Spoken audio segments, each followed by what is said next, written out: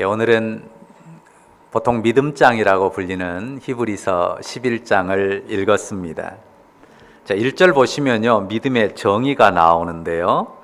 다 같이 읽어볼까요? 다 같이 읽습니다. 믿음은 바라는 것들의 실상이요 보이지 않는 것들의 증거니. 자, 믿음이 뭐냐 정의할 때 바라는 것들의 실상이다, 보이지 않는 것들의 증거라, 이렇게 말씀합니다. 실상이라는 말은요, 좀 더 쉬운 말로 하면 실체라는 말입니다. 자, 바라는 것들, 시간으로 한번 생각을 해 보십시오. 과거와 현재와 미래 중에 바라는 것은 어디에 속했습니까? 미래에 속한 거죠. 아직 오지 않은 미래를 바라는 것입니다. 자, 그런데 아직 다가오지 않은 그 현실을, 미래에 다가올 현실을 지금 존재하는 실체로 내 마음에 담는 거예요. 그게 믿음입니다. 자, 증거라는 말도 나왔는데요. 증거는 어떤 사실을 증명할 수 있는 어떤 근거가 되는 것을 증거라고 하죠. 자, 믿음이, 우리 영혼에 품은 믿음이 우리가 볼 수 없는, 보이지 않는 것들, 아직 오지 않는 것들을 증명하는 근거가 된다는 말씀입니다. 자, 믿음은 바라는 것들의 실상이고 보이지 않는 것들의 증거라고 했는데요. 우리가 마음에서 뭔가를 그냥 내가 믿겠어 하고 믿으면 그게 다 실상이 되고 실체가 되고 또 그게 증거가 될 수 있습니까? 아무거나 그렇게 되는 건 아니죠. 여기 히브리서에서 믿음이 바라는 것들의 실상이고 보이지 않는 것들의 증거라 했을 때요, 그 내용, 믿음의 내용이 되는 것을 3절이 정확하게 설명해 줍니다. 자, 3절 같이 읽어볼까요? 3절. 믿음의 선명한 내용인데요. 같이 읽습니다.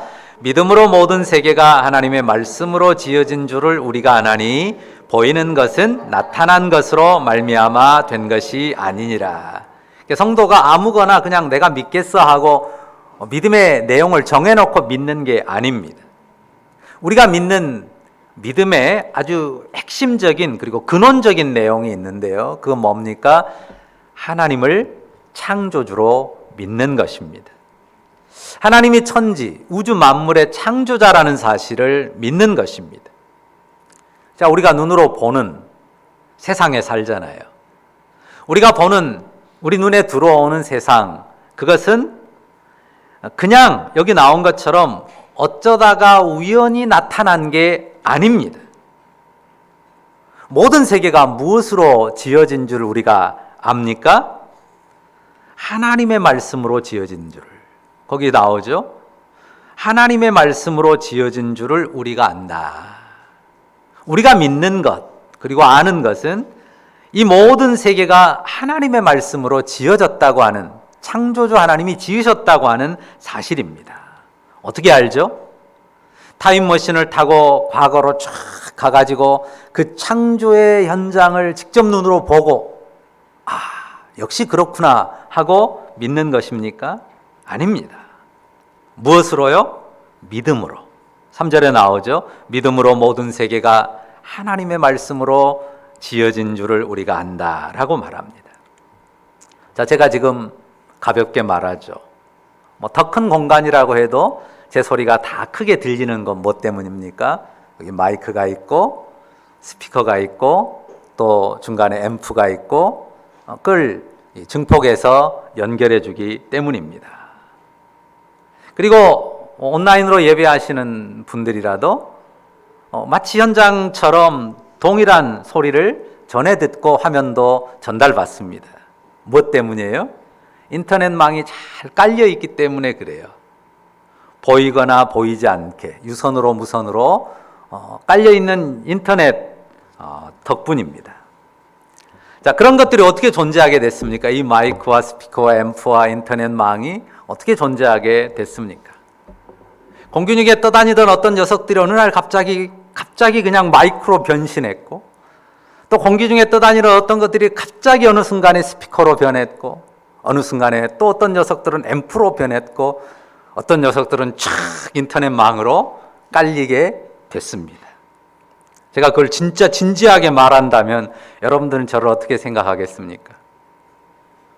제정신이 아니라고 생각할 것입니다. 자, 보이는 것은 나타난 것으로 말미암아 된 것이 아니니라라고 했어요. 자, 여러분 지금 눈앞에 보이는 거 어떤 것도 그냥 저절로 툭 떨어져서 나타난 게 하나라도 있습니까? 한번 보세요. 여러분 지금 눈에 보이는 것 중에 빙 둘러보세요. 앞에 있는 거, 멀리 있는 거, 옆에 있는 거, 내가 입고 있는 옷, 쓰고 있는 물건, 그 어느 것 하나라도 어느 날 갑자기 툭 떨어져서 나타나서 존재하게 된 게 뭐가 있습니까? 하나라도 있습니까? 한번 찾아보세요. 그런 게 그래도 몇 개는 있지. 여러분 눈앞에 보이는 것 중에, 여러분이 어디를 가다 보는 것 중에 어떤 것 하나가 그냥 하늘에서 툭 떨어져서 어느 날 이유 없이 갑자기 생겨난 게 뭐가 있습니까? 그런 게 하나라도 있냐고요? 없거든요. 없습니다.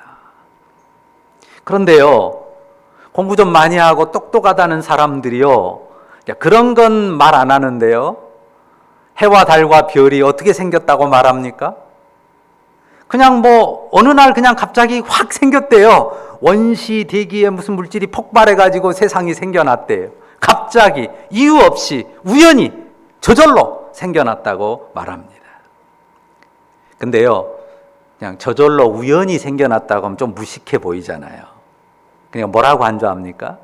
시간이 오래 지나다 보니까, 정말 많은 시간이 지나다 보니까 그렇게 됐다.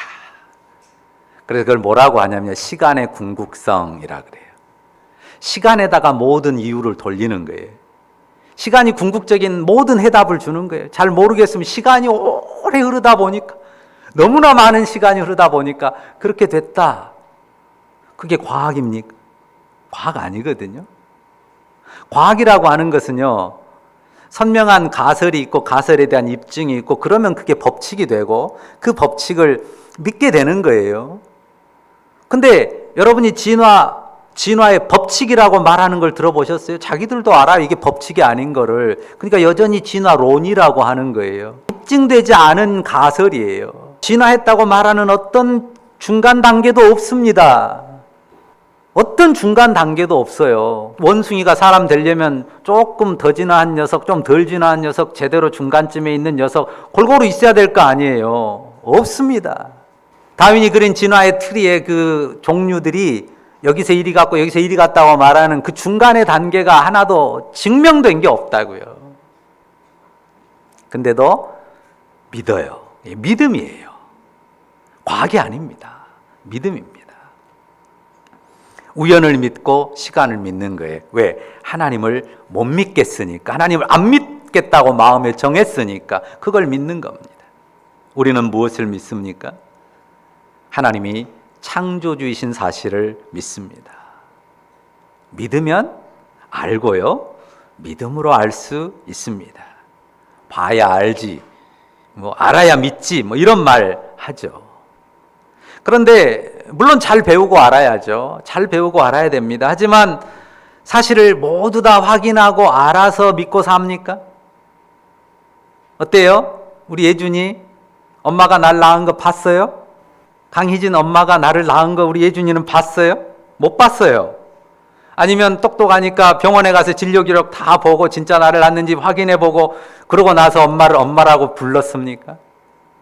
어때요? 지유는 확인해 봤어요? 옆에 지금 있는 그 이쁜 엄마가 엄마인 거, 진짜 엄마인가? 확인해 봤어요? 생각도 안 해봐요. 그냥 엄마 아빠로 믿고 삽니다. 그리고 그 믿음이 알미 되고 그게 확증을 만드는 거예요. 그러니 더 다른 확증을 요구하지 않습니다. 하나님의 창조를 믿으면 세상의 수많은 것들이 훨씬 단순하고 선명해집니다. 안 믿겠다고 마음을 딱 정하고 거부하니까요, 저절로 생겼다고 하고 저절로 생겼다라고 말하게 되니까 그냥 억지 주장들을 내놓게 되는 것입니다. 전혀 과학이 아닌 것을 과학인 것처럼 믿어요. 전혀 과학이 아니에요. 그런데 과학인 것처럼 믿습니다. 이 세계가 저절로 나타난 게 아닙니다. 이 세상 가운데 있는 어떤 것도 저절로 생겨난 게 없습니다. 우리 눈앞에 보이는 이 5만 가지 것들도 그런데 그보다 더 크고 오묘한 세상은 어떻겠습니까? 창조주 하나님이 계시고 그분이 자기의 권능으로 우주와 만물을 만들었습니다. 세계가 여기 쓴 것처럼 하나님의 말씀으로 지어진 것입니다. 우리는 하나님이 창조주이심을 믿습니다. 우리의 믿음의 가장 근원적인 기반, 우리가 믿는다 했을 때 믿음의 가장 근원적인 기반은 하나님이 세상을 창조했고 그 하나님이 살아계신다는 믿음입니다. 여기 본문 11장에 여러 믿음의 사람들을 소개하거든요. 그들이 만물의 창조주요 주인이시며 주권자이신 하나님을 믿었습니다. 그들의 믿음에 대해서 쓸 때 가장 기본적으로 말하는 내용은 창조주이신 하나님, 세상의 주인이신 하나님, 세상을 사랑하신 하나님, 살아계신 하나님을 믿은 것입니다. 그런데 오늘 설교 제목을 뭐라고 붙였습니까? 하나님을 기쁘시게 하는 믿음이라고 붙였습니다. 6절 같이 읽어보죠. 같이 읽습니다. 믿음이 없이는 하나님을 기쁘시게 하지 못하나니 하나님께 나아가는 자는 반드시 그가 계신 것과 또한 그가 자기를 찾는 자들에게 상 주시는 이심을 믿어야 할지니라. 자, 하나님이 무엇을 기뻐하세요? 믿음을 기뻐하십니다. 하나님 무엇을 기뻐하세요? 믿음을 기뻐하세요. 자, 이렇게 생각할 수 있습니다. 하나님을 믿는다고 하는 거, 그분의 창조되심을 믿는다고 하는 건 너무 당연하잖아요.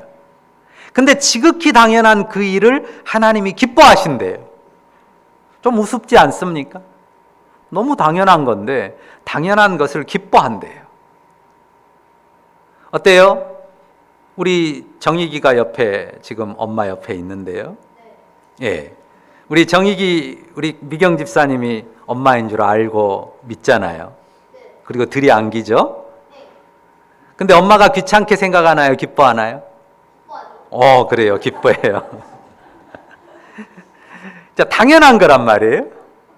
자, 당연히 내 아들이 엄마를 알고 엄마인 줄 믿고 엄마에게 들이앵기는 거를 어때요? 너무 당연한 건데 엄마가 기뻐합니다. 왜 그렇죠? 왜 그래요? 엄마가 정익이를 사랑하니까 그래요.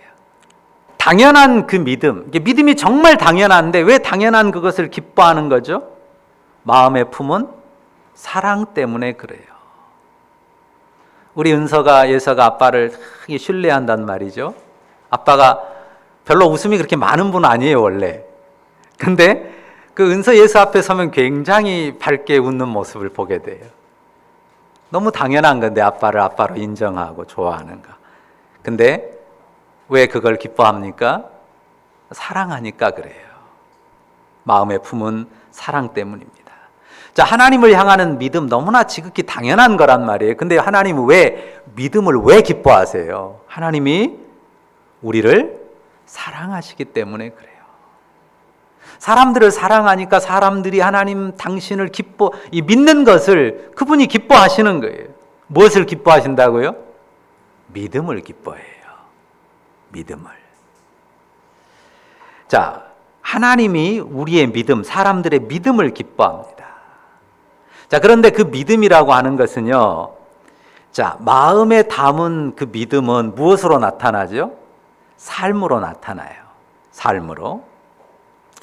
그 믿음이 말로도 나타나고 행위로도 나타나고 태도로도 나타납니다. 자, 4절 보십시오.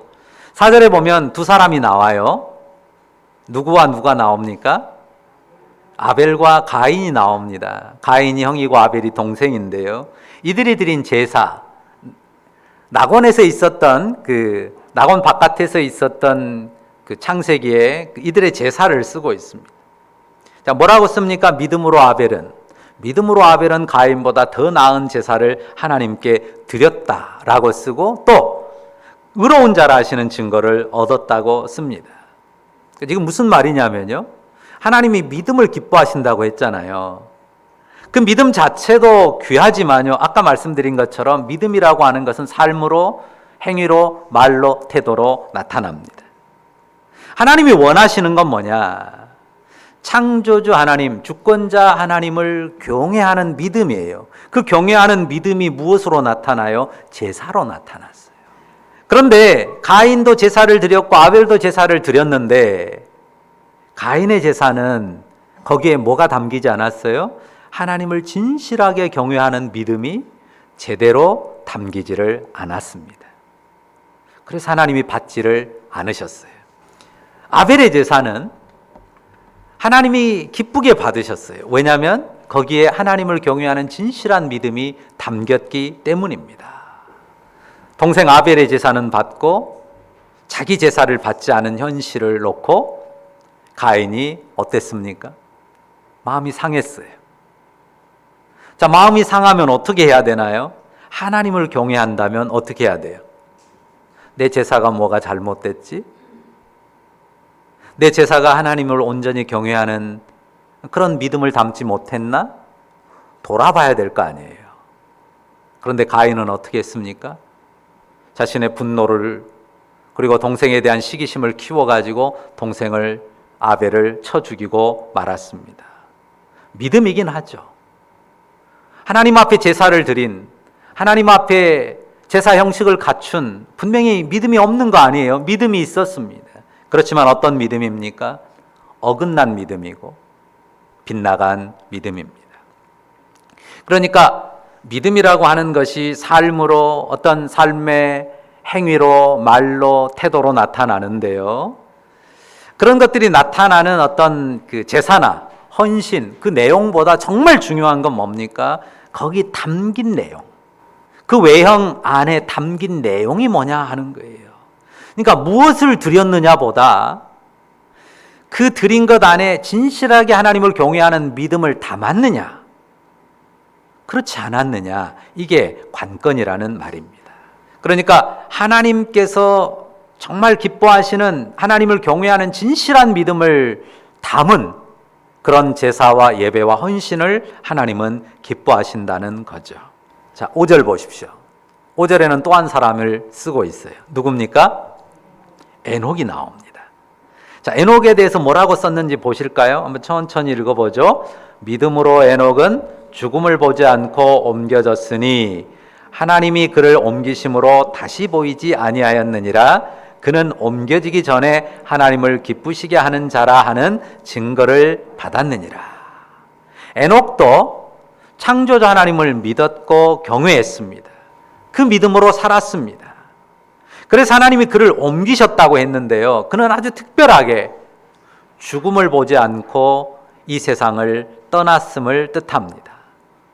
창세기 5장에 보면요, 에녹에 대해서 짧은 기록이 나와요. 아주 짧은 기록이 나옵니다. 아주 짧아요. 자, 삶에 대한 자세한 기록은 없고요. 딱 두 문장이 에녹에 대해서 기록합니다. 자, 창세기 5장 22절인데요. 제가 한번 읽어볼게요. 잘 들으십시오. 무드셀라를 낳은 후 300년을 하나님과 동행하며 자녀들을 낳았으며, 그리고 24절입니다. 에녹이 하나님과 동행하더니 하나님이 그를 데려가심으로 세상에 있지 아니하였더라. 자, 두 문장을 읽었는데 한 단어가 두 개 다 나왔습니다. 뭡니까? 하나님과 동행이라는 표현입니다. 에녹에 대한 기록이 딱 4절인데 그 중에 이제 설명하는 그 구절이 2개인데, 문장이 2개인데 그 두 문장에 똑같이 반복된 게 하나님과 동행했다는 표현입니다. 자, 눈에 보이지 않는 하나님이란 말이죠. 하나님과 동행하는 게 눈에 안 보여요. 사람으로 나타나서 딱 함께 걸어가고 움직이고 사는 게 보이는 게 아닙니다. 눈에 보이지 아니하는 하나님과 하나님을 믿고 섬기고 사는데, 에녹에게 있어서는 마치 하나님이 진짜 저 사람과 동행하는구나, 저 사람이 하나님과 함께 동행하는구나 하는 게 눈에는 안 보이지만 그 증거가 선명하게 드러났다고 하는 거예요. 에녹이 어떻게 하나님과 동행했을까요? 뭐 손잡고 뭐 아니면 구름 타고 마차 타고 동행한 거 아닙니다. 하나님을 믿었고 경외했고 그분의 말씀을 따랐고 순종했을 것입니다. 그런데 그 동행하는 삶에서 정말 하나님과 함께 동행하는구나 하는 증거들이 선명했단 말이에요. 그리고 가장 선명한 마지막 증거는 뭐예요? 그가 죽음을 보지 않고 사망의 고통을 경험하지 않고 그가 영원한 세계로 옮겨갔다고 하는 것입니다. 하나님께서 그의 믿음을 특별히 기뻐하셨으므로 그는 죽음을 보지 않게 하셨습니다. 죽음을 맛보지 않고 그 너머의 세상, 그 영원한 영광의 세계에 들어가게 하신 거죠. 하나님이 이 에녹을 통해서 영생의 소망을 보여주셨고요. 죽음을 넘어서는 그 영원한 세계가 있음을 알려주신 것입니다. 동행이라고 하는 게 쉬운 것 같지만 또 굉장히 어려운 겁니다. 왜입니까? 하나님은 눈에 보이지 않고 눈으로 볼 수도 없는 하나님을 믿는 일이기 때문입니다. 그런데 창조주 하나님을 믿고 그분을 경외하는 순종의 삶을 꾸리면요, 하나님과 동행하는 사람, 그리고 하나님을 기쁘시게 하는 자라는 증거를 받을 수 있고 그것을 삶에 담아낼 수가 있습니다. 하나님을 기쁘시게 하는 믿음에 대해서 6절에 말하면서 그 전에 4절과 5절에서 그 하나님을 기쁘시게 하는 예로 아벨 그리고 에녹을 살폈는데요. 자, 6절을 다시 한번 보실까요? 자, 하나님을 기쁘시게 하는 것이 믿음인데 반드시 믿을 것을 두 가지를 말하죠. 첫째는 뭡니까? 그가 계신 것과. 무슨 말입니까? 우리가 이미 살핀 것처럼 창조주 하나님, 그 권능의 주님이 살아계신 주님이라고 하는 사실을 믿고 경외하는 거죠. 그리고 두 번째가 뭡니까? 자기를 찾는 자들에게 상 주시는 이심을 믿어야 할지니라 그랬어요. 둘째는 뭐예요? 상 주시는 하나님을 믿는 것입니다. 여러분은 상 주시는 하나님을 믿으십니까? 앞에서 이야기했잖아요. 하나님이 왜 우리의 믿음을 기뻐하신다고 했어요? 우리를 사랑하니까. 하나님이 사람들을 사랑하니까 그 사람들이 자기를 믿고 경외하는 것을 기뻐하십니다. 그런데 하나님께서 그 사랑과 기쁨을 무엇으로 표현하세요? 여기 방금 말한 거 무엇으로요? 상주심으로 표현하세요. 사람들의 믿음을 기뻐하고 사람들을 사랑하는 그것을 무엇으로 나타내신다고요? 상주심으로 표현하세요. 그러니까 아벨의 제사를 연납하신 것도 상주심이고 에녹을 죽음을 보지 않게 옮겨가신 것도 특별한 상주심이죠. 하나님께서 당신의 사람들을 향한 사랑과 기쁨을 상으로 표현하신다는 사실을 믿으십니까? 그것을 우리에게 하나님이 요구하세요. 뭐라고 하셨어요? 자기를 찾는 자들에게 상 주시는 이심을 믿어야 할지니라. 당연히 믿어야 된다. 하나님이 그 믿음을 우리가 갖기를 원하신다라고 쓰고 있는 것입니다. 물론 이 믿음의 초점을 상 받는 데만 집중하면 빗나간 것일 수 있죠. 하지만 자기를 찾는 자에게 상 주시는 이심을 믿어야 된다는 걸 누가 원하세요? 누가 그러기를 원하세요? 하나님이 원하신다고요. 하나님께서 당신을 찾고 당신 앞에 나오는 자들이 상을 기대하고 나오기를 원하세요. 하나님께서 우리에게 상을 주시기를 원하시고요. 우리가 하나님 주시는 상을 풍성히 누리기를 바랍니다. 여러분의 삶에서도 하나님이 주시는 믿음의 상을 풍성히 경험하고 누리기를 바랍니다. 하나님이 그걸 원하세요. 근데 아까도 말한 것처럼 보이지 않는 하나님, 그분의 말씀을 따르고 그분 경외하고 순종하는 삶이라서요. 그저 눈에 보이는 세상의 가치, 그냥 당장 눈앞에 보이는 것에 대한 욕심을 더 따라가기가 쉽단 말이죠. 근데 그렇지 않고 하나님 살아계심을 믿고 그분의 주권을 믿고 그분의 말씀에 따라서 때로는 세상의 가치와 좀 어긋나고 때로는 이렇게 가면 내가 조금 더 뒤처질 것 같은 그런 생각도 들고 얻지 못할 것 같은 생각이 들 때에도 하나님이 기뻐하시고 하나님 말씀하신 거면 그 길을 따라가는 가운데 내 시간을 쓰는 것도 물질을 쓰는 것도 그렇게 하는 가운데서 하나님이 역시 살아계셔서 그의 말씀을 따르고 그분 경외하는 믿음으로 그를 따를 때 하나님이 상을 주시는구나. 그거를 경험해야 돼요. 처음에는요, 이런 말씀 들으면 반신반의하는 경우가 있습니다. 믿음이 어린 경우는 그렇죠.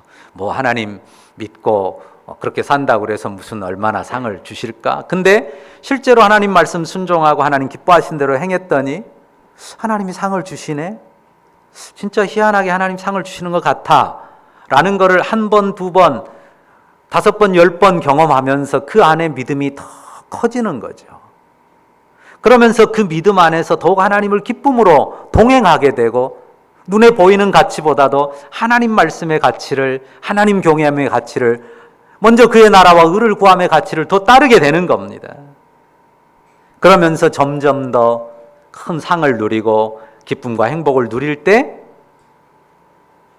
하나님과 동행하는 그 증거가 그 삶에 풍성하고 넉넉하게 되는 것입니다.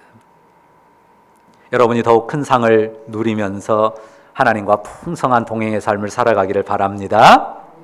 하나님이 그거를 원하십니다. 여러분 한번 생각해 보세요. 자녀가 상 받는 거 기대하고 나오는 것을 기분 나빠하는 부모 있습니까? 내가 부모인데 내 자녀가 상 받을 기대를 가지고 나와요.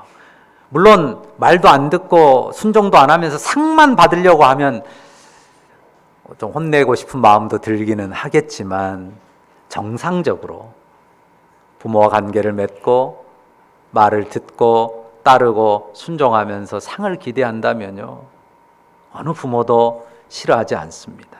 하나님이 그러세요. 하나님이 기쁘시게 여기는 것, 우리가 하나님을 기쁘게 하는 것은 무엇입니까? 우리의 믿음입니다. 믿음이 없이는 하나님을 기쁘시게 하지 못합니다. 뭘 믿어야 됩니까? 그가 계신 것, 그가 창조의 주권자로서 세상 가운데 살아계시며 역사하신다는 사실과 무엇보다 자기를 찾는 자들에게 상 주신다고 하는, 그러기를 기뻐하신다고 하는 사실을 믿기를 원하십니다. 그 믿음 안에서 하나님을 경외함과 순종함으로 하나님 그 당신과 동행하기를 원하세요. 우리가 원한다고 해서 하나님과 동행할 수 있는 거 아니죠. 보이지 않는 하나님, 우리가 감각으로 지각하기 쉽지 않은 하나님, 그런데 우리 주님이 십자가와 부활의 영으로, 성령으로 우리 안에 오셔서 우리와 동행하십니다. 그 동행의 주님이 우리의 삶에 그분과 동행하는 증거들로 채워주시기를 원하세요. 풍성한 상급을 받아 누리기를 원하십니다. 우리가 하나님을 기뻐하는, 그리고 하나님이 우리를 기뻐하는 우리의 믿음의 삶의 결과는 우리의 행복입니다. 우리가 하나님을 믿음으로 우리의 삶에서 하나님의 상급을 누릴 뿐만 아니라 장래에는 영원한 영광에 이를 것입니다. 우리가 이 시간에 예배하러 이 자리에 앉아 있는데요, 이 시간 예배하는 여러분의 가슴에는 어떤 믿음이 있습니까? 창조의 주권자로 살아계신 하나님, 자기를 찾는 자들에게 상 주시는 하나님, 그 하나님께 대한 믿음이 여러분의 가슴에 채워지기를 바라시지 않습니까? 그 믿음을 영혼에 채우고 그 믿음 안에서 더욱 기쁨으로 주를 경배하면서 동행의 복된 삶 이어가는 우리 모두가 다 되기를 간절히 바랍니다. 기도하십시다. 우리 주 예수 그리스도의 아버지 하나님, 감사합니다. 하나님을 믿고 경외하는 것이 너무 당연한 건데 그것을 기쁘게 여기시니 감사합니다. 우리를 사랑하시기에 우리가 하나님을 믿고 의지하며 하나님을 바라보는 것을 우리 하나님께서 기뻐하십니다. 아버지, 그 믿음으로 우리 주님 앞에 살며 그 믿음으로 말하며 행하며 그 믿음으로 삶을 꾸려가는 가운데 하나님과 동행하는 증거가 선명하고 가득한 삶이 되기를 원합니다. 능히 우리 주님께서 성령으로 우리와 함께 하시며 동행의 증거들로 우리의 삶을 가득 채우실 줄 믿습니다. 상 주시는 하나님이 내 동행의 삶을 통해서 내 삶에 하나님이 채워주시는 복된 상급들이 가득 채워지고 누리게 하실 줄도 믿습니다. 아버지, 그 경험들이 우리 안에 더 풍성히 쌓이게 하시고 그 증거들로 하나님께 영광 돌리며 하나님을 보지 못하는 영혼들에게 하나님을 밝히 보여주며 그 복된 삶으로 이끌어가는 축복의 통로들이 다 되게 하여 주옵소서. 주님 함께 하실 줄 믿고 감사합니다. 예수님의 이름으로 기도합니다. 아멘.